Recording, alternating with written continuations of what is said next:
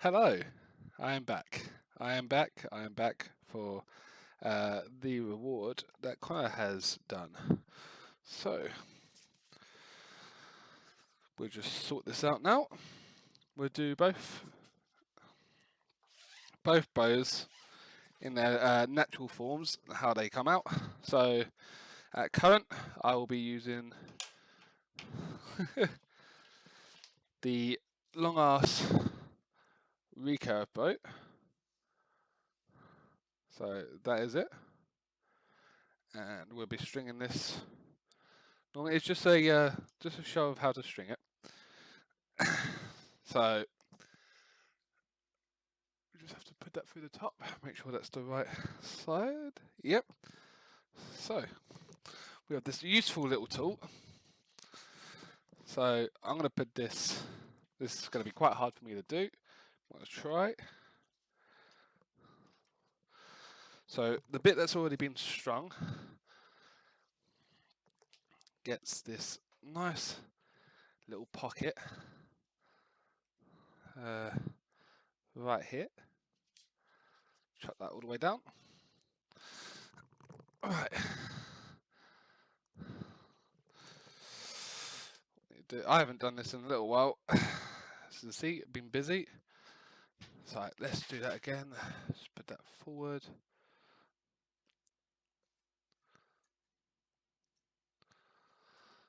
What you need to do basically, quite easily, is get both ends of the string on the bow. Right, shuffle that round. Shuffle that round. So right now, they're both on the end. They're not actually right at the end. They're both there. So what we can do now is move one of them, preferably this side for me. Hopefully keeping it underneath, up to the end. Cool. That's worked out better than what I thought it'd do. So then we coat this in there.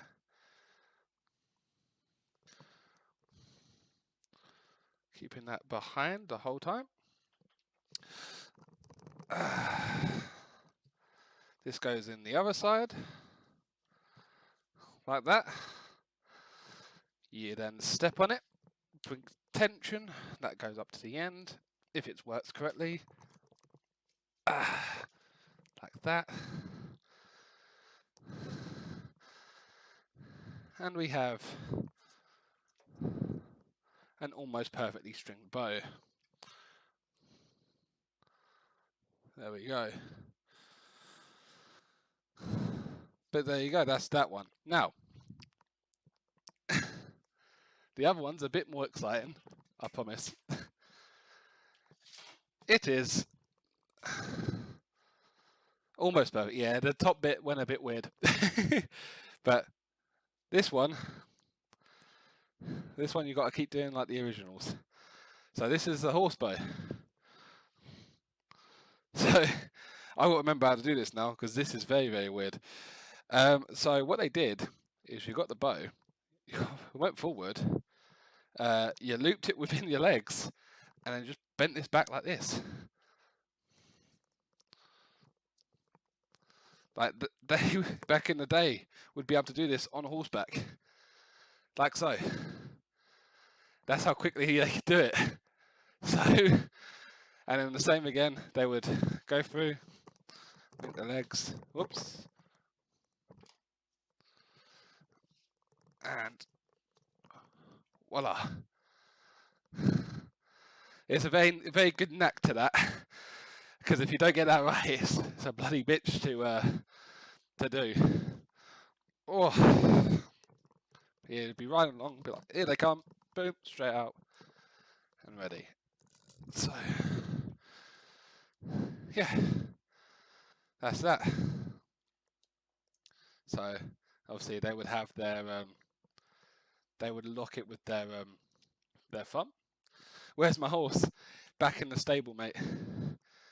But they would use the thumb pull, which is very, very awkward, but they would do that and release. But I'm not going to do it here because I'm in my room. Same with this bow. I'm going going to have to sort this out before I do anything with it because I don't want to fuck it up. So let me just tidy this bit up.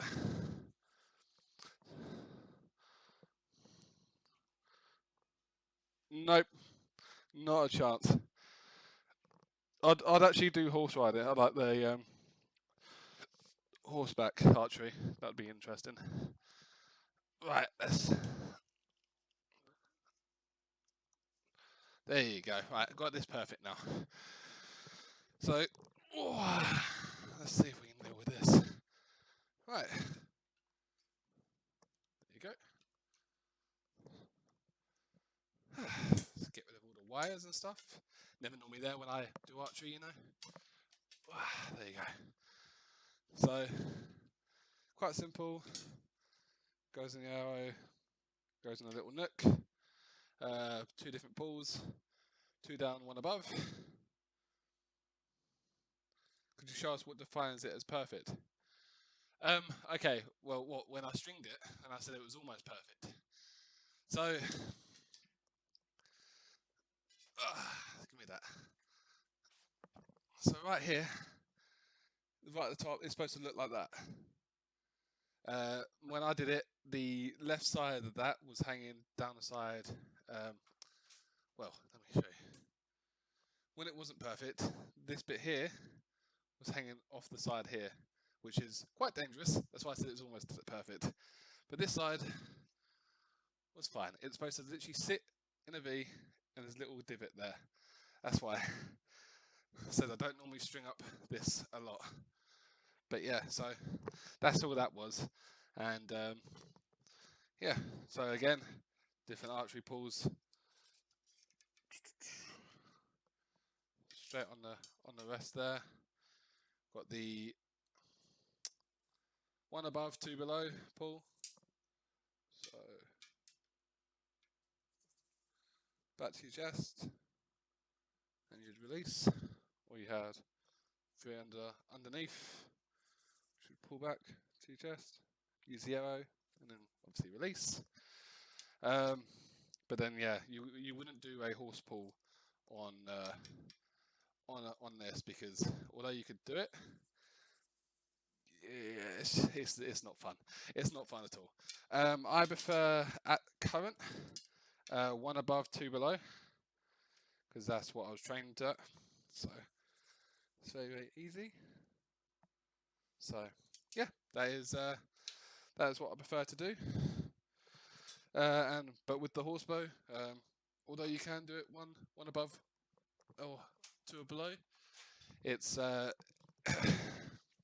you really need to do the horse pull, the thumb pull. Otherwise, you're fucking it really. So we'll go from this way, and you can shoot both sides. Yeah, it is. Yeah. So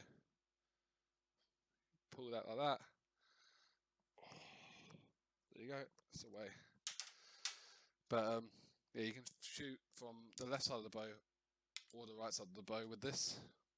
It's ambidextrous. So again, same issue. Doesn't matter. Doesn't matter which side. You can just shoot either side. And horse bowmen were known to use both sides of the bow with both hands. How come you need to do horse bow? It's just exactly what it's needed to do for traditional purposes. The horse pull was the quickest and the best way to do on a horseback. I mean, you're right, I can do the 1 above, 3 below, but I'm telling you now, you do that with a horse bow, it's very inaccurate, very stupid. Unless you've got one that's like recurve horse bow, basically. But yeah, this is a traditional horse bow, so it's good to stay on tradition. So you do it that way. You want to go 3 below? I think that would be the second most accurate way. But you definitely, there's pointless me pulling it all the way back. Horse bow, you do there. You do 3 underneath, you pull all the way back, and you're gonna hurt yourself. It's simple. So yeah, that's that. I'm gonna unstring them now, and then that will be the end of the stream. So I've got to try and unstring it now, so this will be quite the fun bit. No, it's that one first, isn't it? That. I always get confused with the horse bow because it's a very, very weird. Well, it's a weird bow. Yep. Oh yeah, you've got. Oh god, yeah. You do some serious damage to the bow if you do not unstring it. It's a stupid thing to do. You don't want to do it. The only issue is I can't remember how to unstring it now.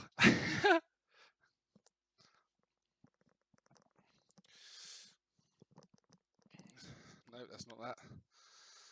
Come on, play with me, dumbass.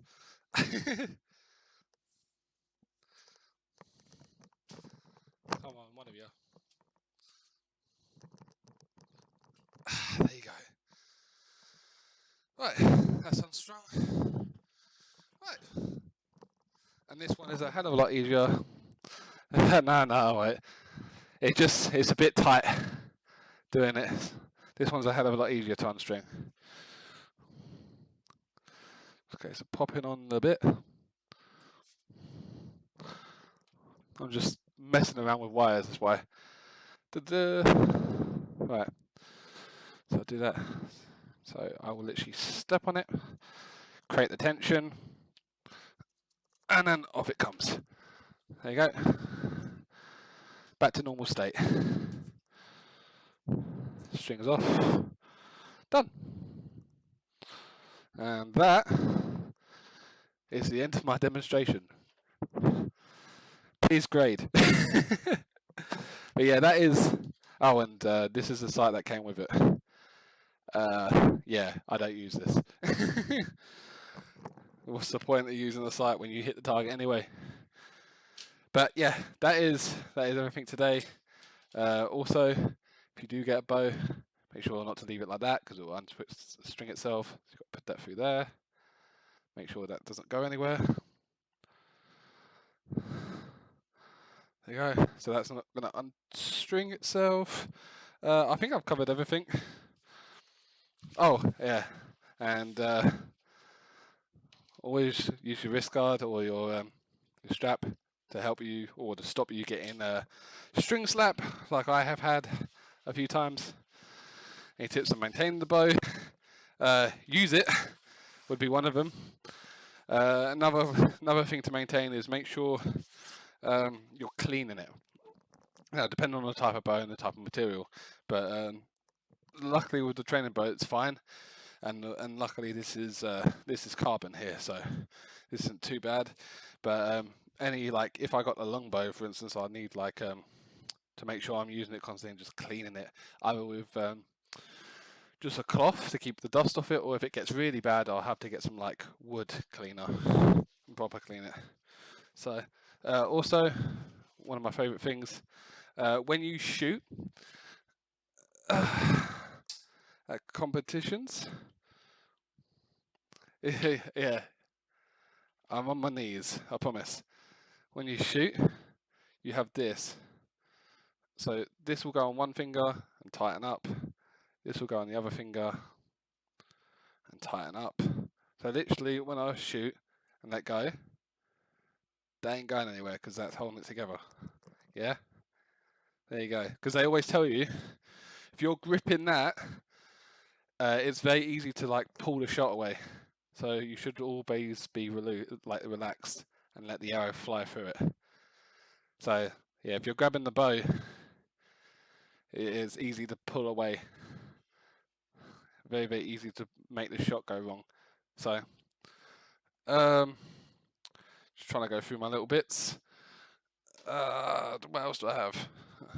I normally have finger covers as well for the string. So when I'm putting back, there's normally like leather, so it doesn't hurt your hands so much. Because when you're pulling like all day, or for a couple of hours if you're new, it will hurt. Arrow, not much to go through really. Just a simple. You know, you've got the fletchings on the end, you've got the body, got the tip. Obviously the green, goes on the top side. You would have learnt that at a castle shoot if you've ever done one. It goes straight in and always point towards the enemy. That's all good. There's just a general just top point. There's no armor to this, but you can still seriously hurt someone with that. You don't want to go through with that. But I think that is it. I believe that's it. Does it act like a tracer? No, it does not. Yeah, if you want to see something, you won't, because it won't be there. Yeah, I think that's it. I think all my other different arrows have been it's not different, they're just different like make. It's in another bag. But that was just the one I brought out today. Why green on top? Sometimes it's green, sometimes it's just a different color, just to show that it's different to when you line up the arrow. So you can always put it in the same way all the time. Also, the other two flexions don't get in the way, so when you're loose, it's not going to like clip a flexion and fly off somewhere. It's built that way. So, because if you put in the arrow, say, that way, it's going to like fly off, hit the side that I'm holding, hurt my hand, and then just fly probably off into the spectators, probably. But yeah, I've also got my little book, my little archery book that you might see on Instagram. It's a little bit like this that I keep my notes in. What day it was, what sort of score I got. It's all in this little book. It's always good to keep an eye on how well you're doing. And yeah, that is it. I haven't found anything else. But yeah, that is it. If you enjoyed that, please slap a follow on, support my stuff, and I will see you in the next stream, which will probably be Sunday now. So that'd be amazing. 200k live stream archery. Maybe, we'll see. All right. But have good days, guys. Let's have a look if we can raid someone. That's what we're gonna do. I haven't raided someone in a long time because everyone seems to be off when I do it. So, Tanky. Let's go raid Tanky.